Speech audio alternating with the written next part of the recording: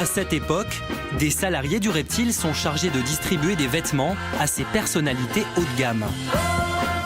René Lacoste ou Bernard, son fils, ou les personnes qui travaillaient là, leur ont simplement, dans un premier temps, donné des produits, ce que les autres marques, qui n'existaient d'ailleurs pas à l'époque, ne pouvaient évidemment pas faire.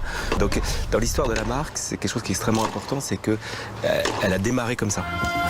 Grâce à ces stars, le crocodile vend l'idée de l'élégance à la française dans le monde.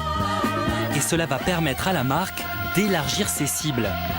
Fini le simple polo, Bernard, le nouveau directeur, crée des collections pour hommes, femmes et enfants. 1927. La collection Lacoste n'a qu'une chemise, qu'une couleur et un crocodile. Aujourd'hui, la collection Lacoste a plein de chemises et un crocodile, plein de pulls et un crocodile, plein de couleurs et toujours un crocodile. Le Reptile devient alors l'uniforme de la famille heureuse, avec des clients fortunés. Le problème, c'est que cette image bon chic, bon genre va finir par se retourner contre la société.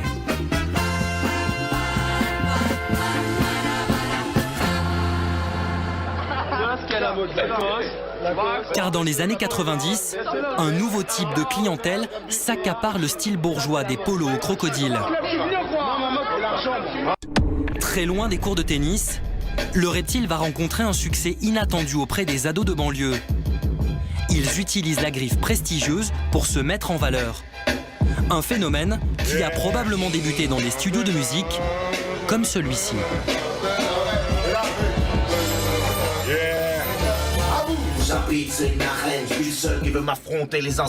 À cette époque, le hip-hop connaît un succès incroyable. La marque ne l'avait pas prévu, mais elle fait un tabac chez les rappeurs. Dans les clips, les chanteurs arborent fièrement leur polo et lancent une mode. Franchement, c'est une pub Lacoste ce clip. Lino et Calbo, les fondateurs du groupe Arsenic, sont parmi les tout premiers à adopter ce style, au départ, au pied de leur immeuble. On exagérait, on voulait mettre à celui qui va mettre le plus de Lacoste possible. On arrivait, moi personnellement, à me changer 4 fois par jour et des Lacoste différents.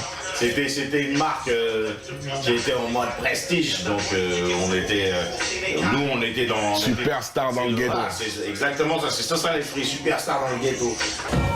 Mais très vite, avec le succès, les superstars du ghetto deviennent des icônes pour toute une génération.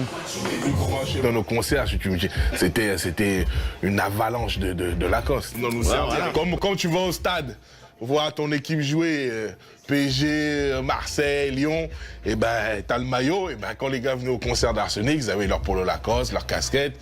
Quand on croisait les gens, ils se disaient voilà, lui qui kiffe Arsenic, il est en Lacoste.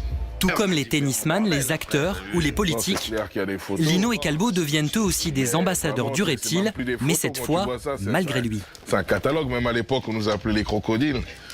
D'ailleurs, contrairement aux sportifs, la griffe française a choisi de ne pas les sponsoriser. C'est nous qui font ça. Notre maison de disque s'est dit, comme vous mettez énormément de Lacoste, on va essayer de vous trouver un contrat. Mais Lacoste n'a pas voulu s'associer à nous. On n'a peut-être pas le profil du crocodile. C'est quoi le profil du crocodile? Enfin, je sais pas, peut-être c'est un petit tennisman bien frêle. Avec des longs cheveux, blonds, aux yeux bleus. Il faut dire que cet engouement dans les quartiers populaires va faire beaucoup de tort à l'entreprise à cette époque. Ça aujourd'hui, mais c'est... La clientèle historique, déroutée, fuit le crocodile et se tourne alors vers ses principaux concurrents. Tommy Hilfiger, Hugo Boss et surtout Ralph Lauren. Entre 93 et 97, le joueur de polo voit augmenter ses ventes de 157%. Un passage douloureux pour Michel, le fils de René, qui aujourd'hui encore refuse d'évoquer cette période.